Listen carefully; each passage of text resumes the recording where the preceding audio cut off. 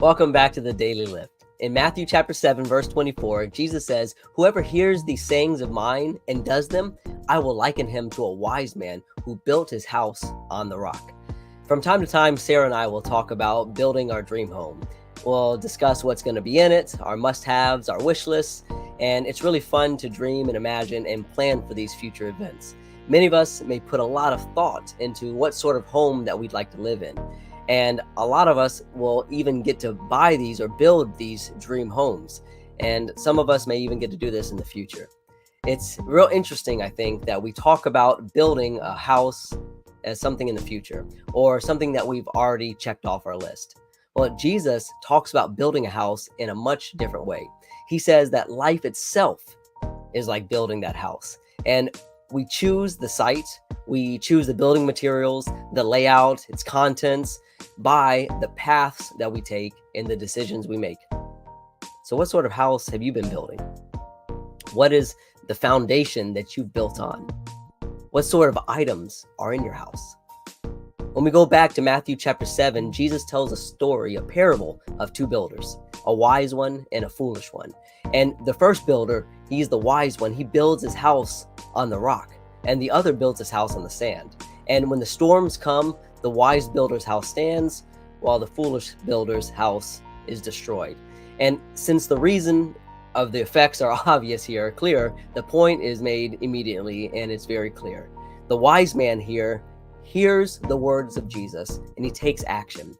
Jesus equates this to a builder who lays a deep and solid foundation.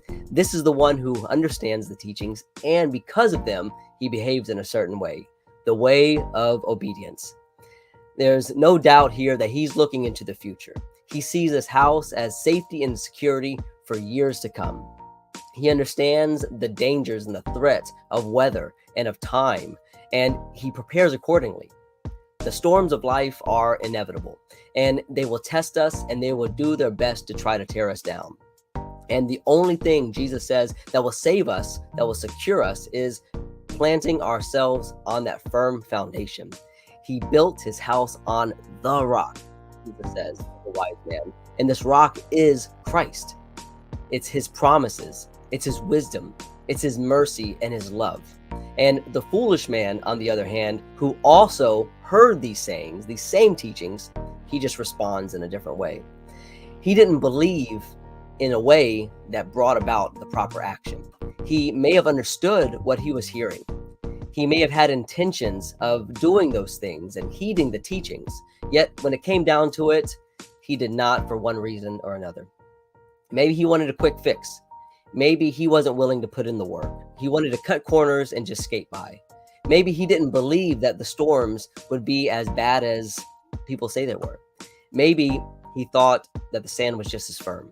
Whatever the reason, we see when we build our lives upon the shaky ground of man's wisdom, as the foolish builder, great is that fall. Where we build our houses matter. And when we build our lives on the foundation of Jesus, his examples and his teachings, and we model our lives after his, we are just like that wise builder, whose house stood the most violent of storms. So if you've been building your house on the sand, it's never too late, as long as we have breath in our lungs, to secure it to that rock. And we don't have to move an actual building here, but just shift our minds and take the proper action. We have to believe in Jesus. We have to believe that he is, and that he is a rewarder of those who diligently seek him. So I want to encourage you today to heed the teachings of Jesus, build your house on that rock, withstand those storms of life so that you're in a position to go lift somebody up.